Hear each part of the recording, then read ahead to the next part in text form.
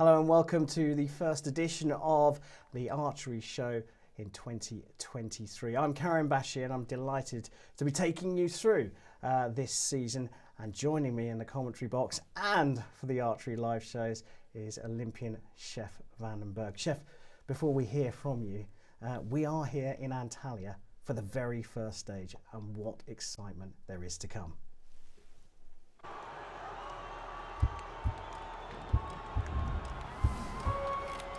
This is the one. This matters.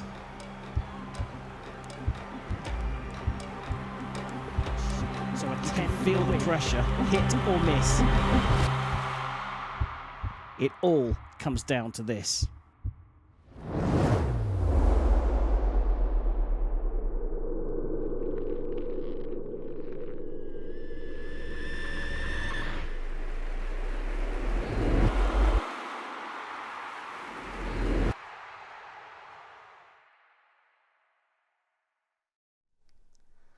Well, if that doesn't get your blood pumping, I don't know what will.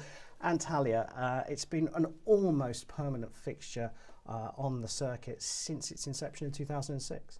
Yeah, pretty much every year it's been on the circuit as a World Cup, except for 2021, where it was a European Championships instead. So they've always been on the circuit in that regard since then. Yeah, it's a beautiful place to visit, of course, right on the turquoise coast. It's very pleasant at this time of year as well. But the conditions in Antalya are notorious. Yeah, so typically because there's like a sea climate, there's a lot of wind, and that's something you need to take into account. So it normally breeds for surprises on the field, and it's very exciting. Yeah, it sure is. And what's super exciting, I think it's probably best right at the beginning of the season to remind everybody, what's the importance of these World Cup stages? Well, obviously, winning a World Cup will get you to the World Cup final with these rules, but also getting a high ranking will get you ranking points to also go to the World Cup final or climb in the world ranking in general. So, yeah, a lot is at stake here.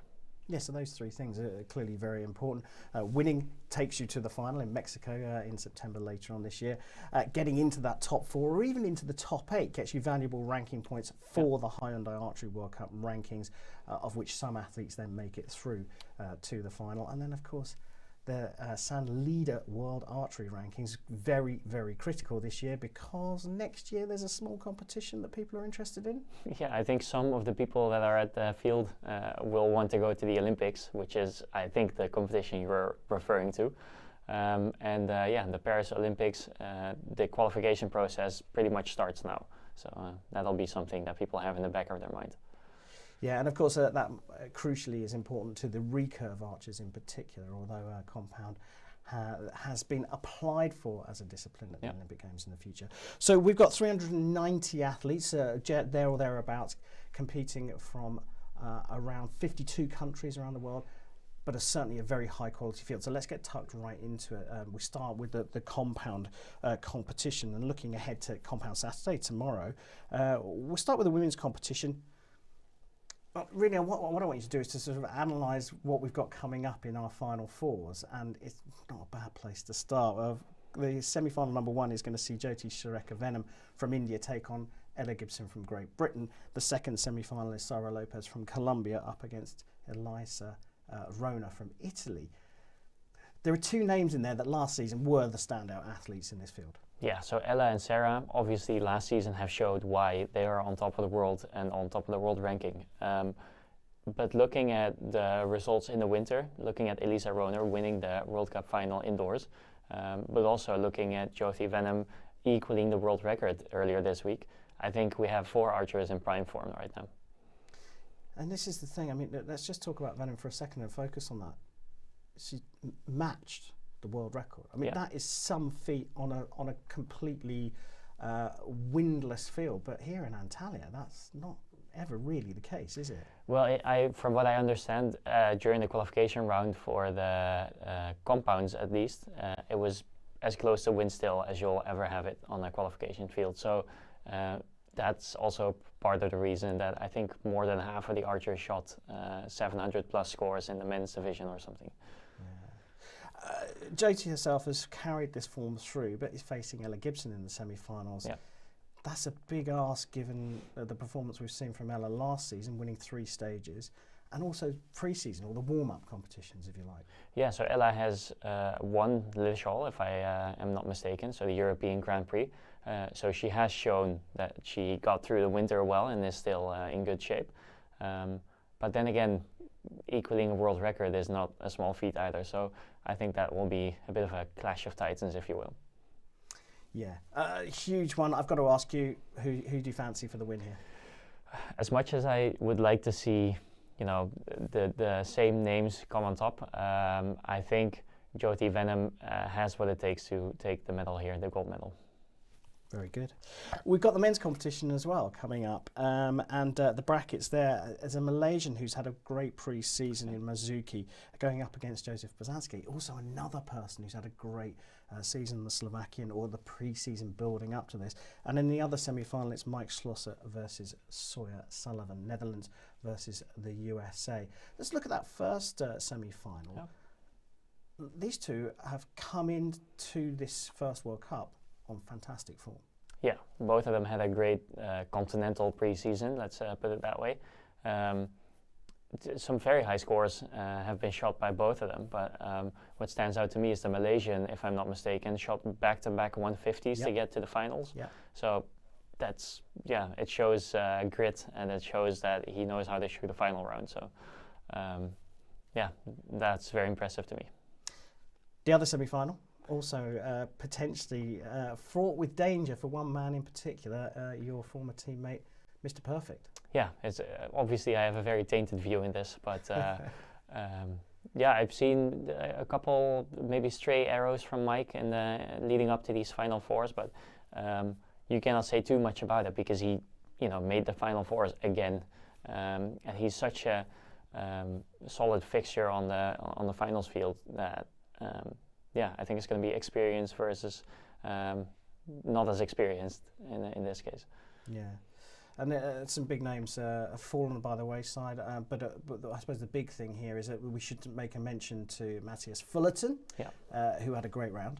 Yeah, he shot a 7.17 in the qualification round, so 1 point off the world record. But what needs to be said is his 3 9s were maybe less than a centimeter out of the 10 ring. So at 50 meters, that's incredible. That is 69 arrows into the 10 ring and 3 into the 9 ring. Yeah, absolutely incredible. And the Compound USA men's team have beaten the world record. Yeah, so Sawyer Sullivan, who we'll see in the individual finals 4, has already put a world record on his name earlier this week. So he will have that going for him in the finals.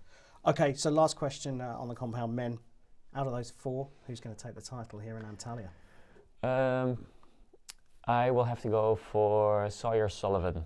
As much as I hate to admit it, I think he's in really good shape. And just a couple arrows from Mike that I didn't expect from him.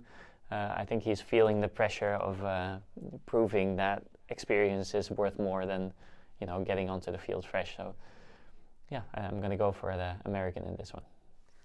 Well, there we go. That's the compound individual predictions from Chef Vandenberg.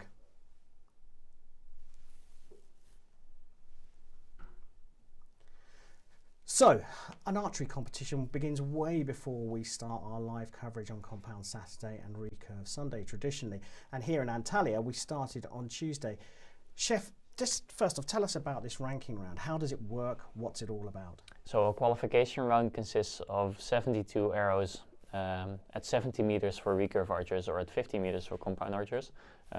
It's 2 rounds of 36, so it's divided in 2 halves, and it's a very simple concept. The highest score gets the highest rank, and the lowest score gets the lowest rank. So it will get you your order of shooting, basically. So the number 1 will go up against the number 128 or 64, depending on how many people are in your class, and then it's just knockouts from there. So it's important to get a good qualification because then you get to shoot against a lower seed archer. There are not many venues in the world that have permanent archery ranges, but Antalya is one of them. But it's different to the finals range. Now, you've shot many arrows in qualification. What is that transition like when you're going, first off, from one set of conditions to another? So essentially, the whole movement and the whole sport is the same, right? So you stand on the line and you try to poke a stick in a foam block that's 70 meters away. But it's always different when there's stands around you, there's people watching, there's cameras pointed towards you, and it's one guy on the one end and one guy on the other end. So that's the thing that makes the biggest difference. So it's more like the atmosphere than anything else. The sport stays the same. Well, someone who certainly handled the atmosphere and the pressure of the ranking round is Denmark's Mathias Fullerton. Let's take a look at how he nearly did something very special indeed.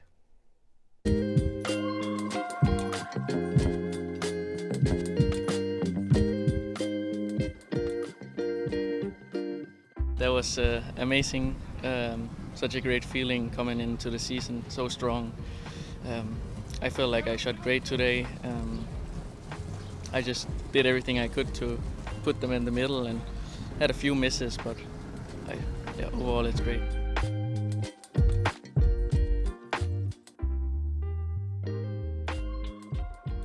Yeah, I think in the back half the nerve starts playing in a little bit and you think, oh, world record of this or that. But I was just trying to, my mentality was just to get on the team, the Danish team, top 3, and just set low expectations and just shoot. But then as the late rounds came in, I started to creep in a little bit. I tried to keep my cool and just open up a little bit, and I had a few misses that were just out, but that's how the game is, and that's the hard part about archery. And so that's something I need to get better at, and hopefully it'll be even better someday.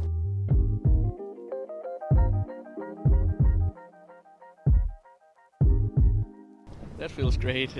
Mike is a great opponent and a great friend also, so it's always a bit of competition between friends, and it's just fun, and hopefully I can start a streak. We'll see, but I feel like I've been training a lot, so it pays off, and hoping to make it continue.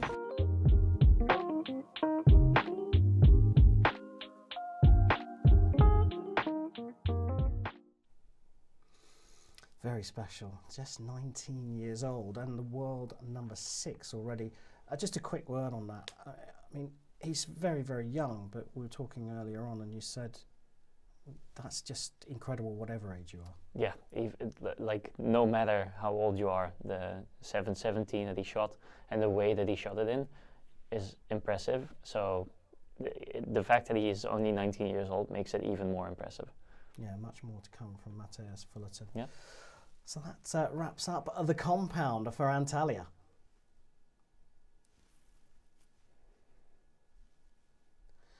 So now it's time to have a look at the Olympic discipline here in Antalya, the recurve archery competition, which takes place on Sunday.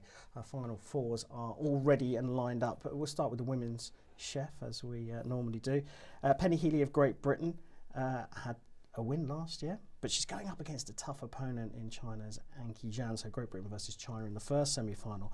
And then it's a German name that perhaps not everyone is familiar with, and that is Lena Idison, and she goes up against Laura van der Winkel. She did pretty well here last year, your former teammate. Yeah, Laura had the opportunity to shoot in the finals last year as well, and I think she walked away with silver. So I think this field really plays to her strength, which is probably confusing wind, because that's what Antalya typically is, blowing from left to right and then from right to left. And I think Laura deals with that really well.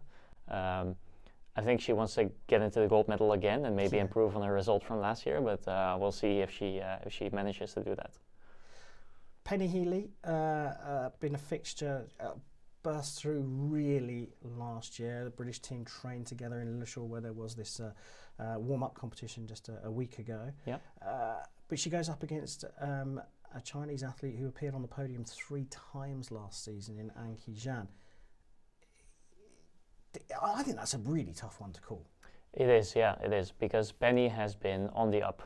She's been shooting better and better. She's had a brilliant winter season, indoor season.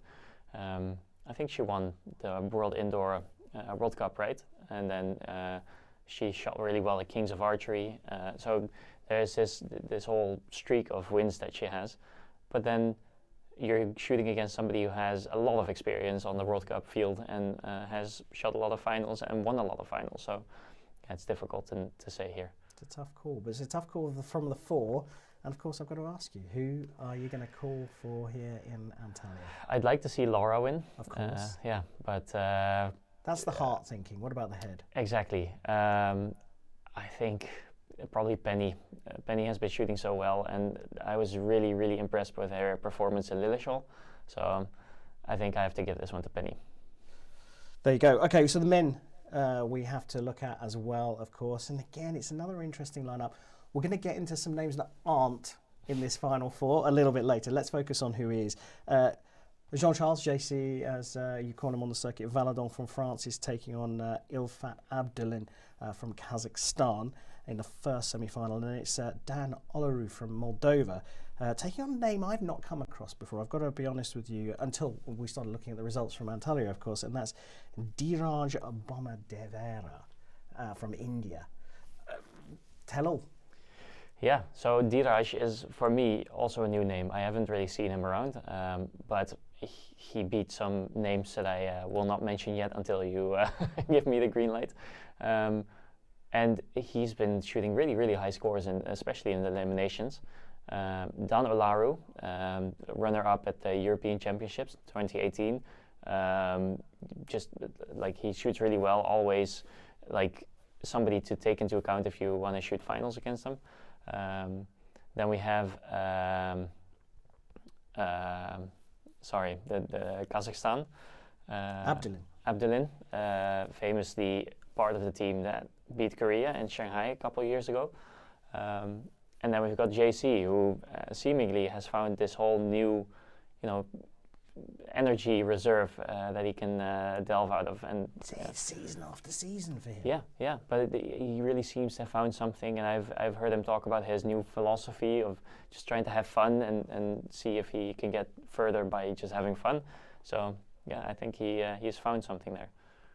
And look out for the hat that JC sports at these competitions. Always a favourite of mine. Before we get into you picking your winner, I already alluded to the fact that there's some pretty big names that aren't appearing. And it's not just 1 or 2. There's 4 or 5 big names that haven't made it through to the 4 here.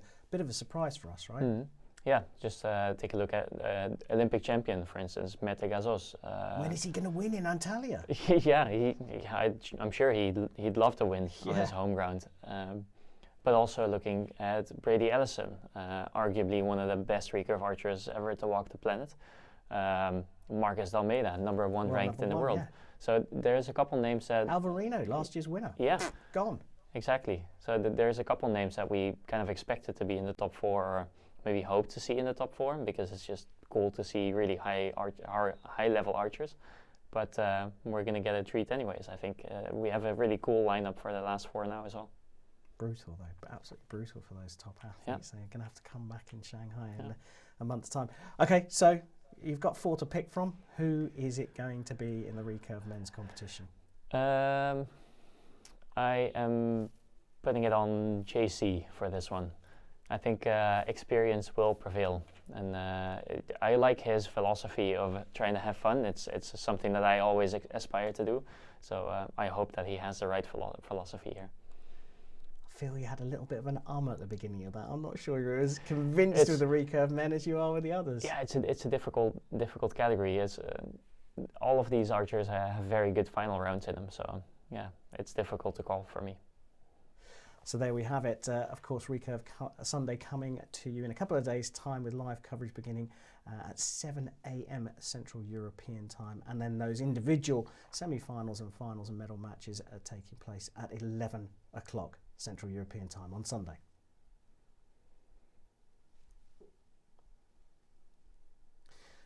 So last season, if you watched, you'll remember that we had Nikki Hunt in the hot seat, giving us her shot anatomy as well as her analysis of the season throughout the season last season. This year, Chef has stepped in as Nikki takes her place on the shooting line with Team GB as one of the coaches.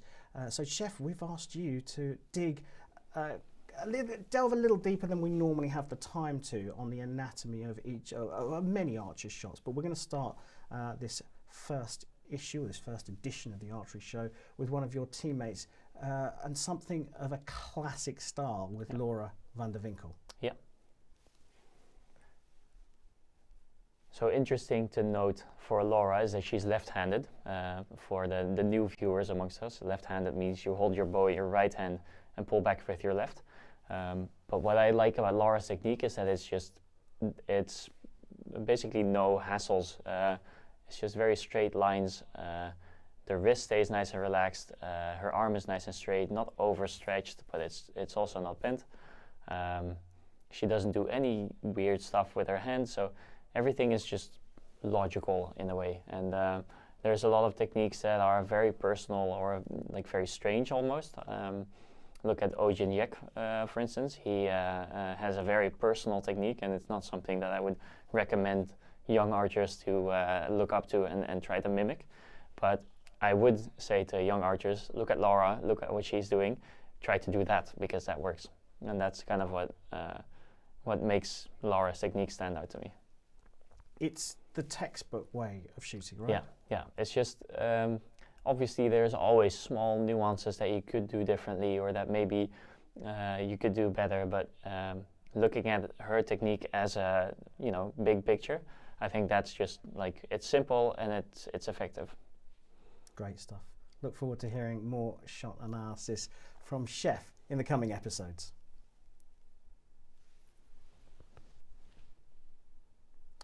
So this season we've got a first, but before we get to that first, we've also looked back at the Archers of the Year last year.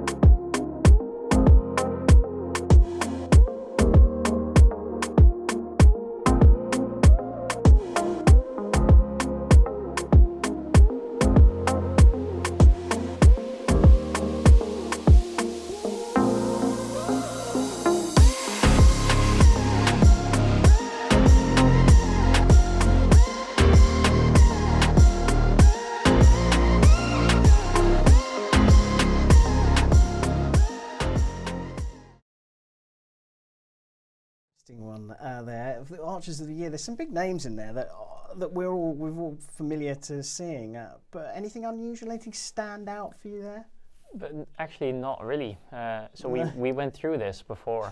We went through the list, and then we said, "Oh." We both got a vote in this. Yeah. And we looked at the list, and I think we were pretty much not quite 100%. No, but it was close. So yeah, does that mean we know what we're talking about, or? Or everyone else has got it wrong with us, because yeah, it was a large number of people voting in it. But it shows that last year there were some clear winners in the disciplines. Yeah, I think so as well. Yeah. And for the first time, I said we were making history this year. We've got an overall winner from all of the categories. And that this year, for the very first time, is Ella Gibson from Great Britain. Here's what she had to say about it. Ella, 3 stage wins last year, yet another Final Four here in Antalya. What a successful start to the season already. It feels amazing to be out here and start the season in such a positive way. Obviously last year was kind of a crazy whirlwind of a year for me, but I tried to reset and not expect too much of myself from this year. Yeah, well, last year was a crazy year, and it's about time this year that we are announcing the Athletes of the Year for last year. And I'm really happy to tell you, you didn't only win the Compound Women Award, but you've won the overall award for Athlete of the Year, which we haven't given for 10 years. So congratulations. Wow, thank you. I had no idea, and I definitely didn't expect that at all. So, wow, thank you. And thanks for everyone that voted for it.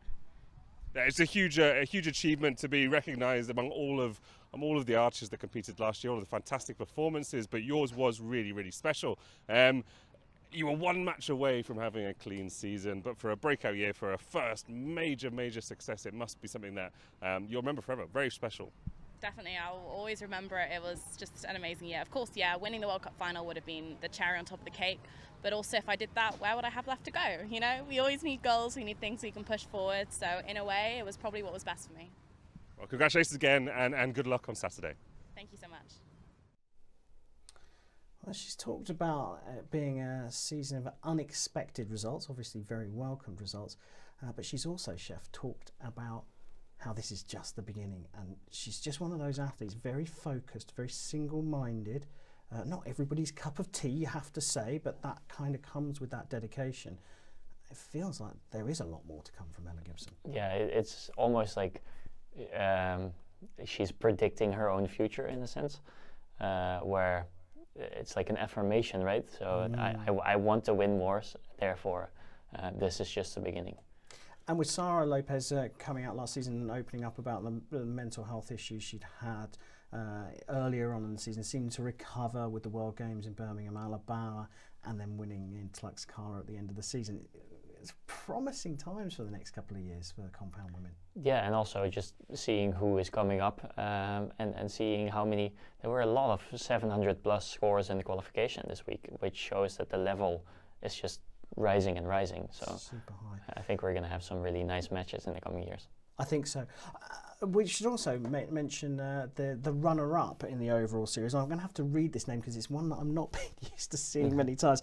That's Cinzia Nosiglia. Now, she's a barebow archer from Italy. And look, we get a look at her here, not getting the exposure that perhaps the compound and the recurve archers get. Although last season we did show the 3D archery from Turney. Yeah, and I'm really happy to see barebow get some recognition. I have a couple of friends who are very avid barebow shooters, and yeah, it's a very cool class to shoot without any aiming aid or a stabilization, or it's just you and a bow. It's really cool. So there you have it. The winners have been called for last year, and Ella Gibson has taken the inaugural overall title.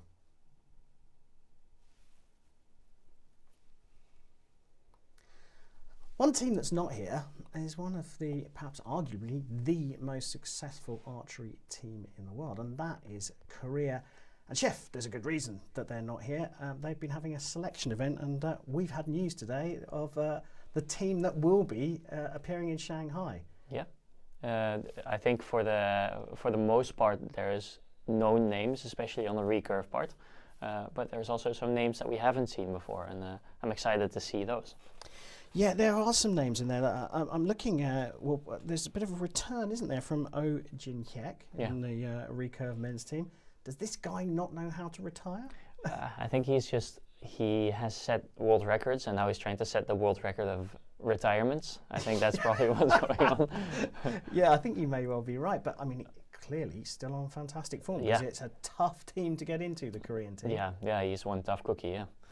A breakthrough athlete in the recurve women's team, one I haven't come across, I haven't heard of, but that's not unusual, seeing a Korean all of a sudden come on and then just burst onto the scene, and that's Im Si-hyun. Do you know much about Im? Not really, to be frank. Yeah, I'm excited to see what they can come up with, but I haven't seen her name before. And on the compound men's team, there are some unusual names, but names that we're familiar with. Kim Jong-ho, probably arguably one of the favourites. But in the women's team, you've got three sort of stalwarts, you'd say. So Chai-won, along with... sorry, I was going to say three stalwarts. We've got three newbies coming into the team with So Chai-won. Unusual for the Koreans to pick that many? Maybe, but I think they're always very objective in their selection criteria. So unusual in the sense that so many young archers, or new archers I should maybe say, come through the ranks and beat the older archers. But it's probably for good reason. They probably just shot more points.